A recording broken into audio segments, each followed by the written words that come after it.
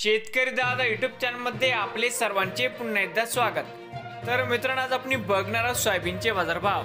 लातूर जिल्ह्यातील आदर्श agro industries Latur येथील आजचे सोयाबीनचे बाजारभाव म्हणजे दिनांक 14 ऑक्टोबर 2025। आज अचानक सोयाबीन दरामध्ये बदल। तर मित्रांनो, आजचे चालू खरेदी सोयाबीन बाजारभाव। मित्रांनो, या ठिकाणी तुम्हाला सोयाबीनचे पेमेंट लगेच पाहिजे असेल लातूरमध्ये आज सोयाबीनला